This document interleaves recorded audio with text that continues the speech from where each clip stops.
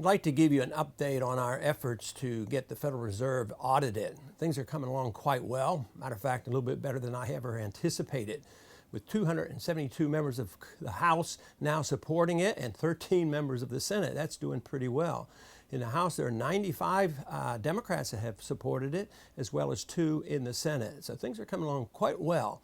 But it makes me think about what happened in the 1970s. The last time we had a major economic crisis, there was an effort to go after the Fed. In 1978, there was the law passed that said that the Fed could be audited, except for, and they put all those provisions in that we're planning to repeal. At least we're going to make that effort. So although there's tremendous grassroots pressure for auditing the Fed, we see that the big guns are coming out now. They're trying to line up the establishment economists and other business people to warn people about the great danger of the American people finding out who's benefiting from behind the door scene activities of the Federal Reserve. So this is what we have to be aware of, and of course I have a responsibility to try to keep up as closely as possible to see how this finally comes out, because I think it's going to be impossible for them just to ignore everything we've done and just walk away. Something will be done. The big question is will we be able to get something worthwhile? In the Senate now, we've been very pleased. There's not quite as many, but that's where a lot of work has to be done. So if your congressman already, supports it, there's nothing wrong with asking your senators to support this effort. But I did want to mention one individual who did help spur us on in this, and this is Spencer Backus, the ranking member for the Republican Party on the Financial Services Committee. He got on the bill rather early, and the rest of the members of the Financial Services Committee on the Republican side got aboard. And this was a real help in getting the leadership of the Republican Party to join us, and finally leading to everyone endorsing this effort. But this process is very important, and I'm sure the subject is going to come up tomorrow. Tomorrow, on Tuesday, Bernanke will appear before the Financial Services Committee as one of his biannual visits to financial services. As ranking member of the Monetary Policy Subcommittee, I will get an extra 3 minutes. You can't change the world in 3 minutes, but I'll do my best to draw attention to the real problems that we're facing.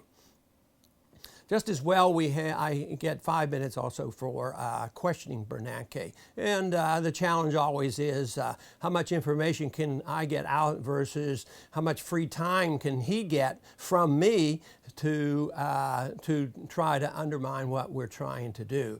It seems like the consensus is now from the establishment and from the Federal Reserve is that they will concede some of our requests, but they don't want monetary policy looked at in any way whatsoever.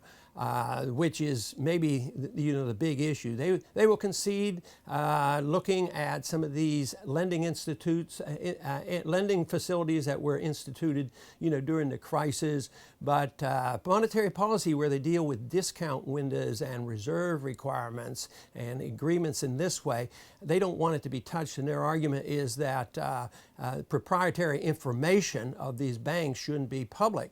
But if they're getting public money, the American people deserve to know who's getting it and why. This idea that private companies deserve to be kept totally secret, at the same time get big loans and special privileges from the Federal Reserve, which is outside of the realm of what the Congress does, I don't quite agree with that. But I think there will have to be a full discussion on that, and that's what we're doing right now.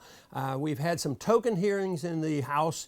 There may be some more, but whether there will be one specific day to deal only with 1207, that's yet to be seen. But my guess is that this reform of the Fed will be put in as a mixture on total financial reform package, which they're working on. But believe me, the people in Washington, the people at the Fed, and the establishment are very, very much aware of this grassroots effort.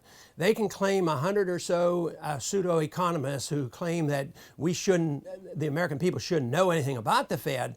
But to tell you the truth, I believe there are millions and millions of Americans who absolutely demand that we know what's going on with the Fed, and I think all Americans would demand it if they knew exactly what is going on and what has been going on and how powerful the Fed is.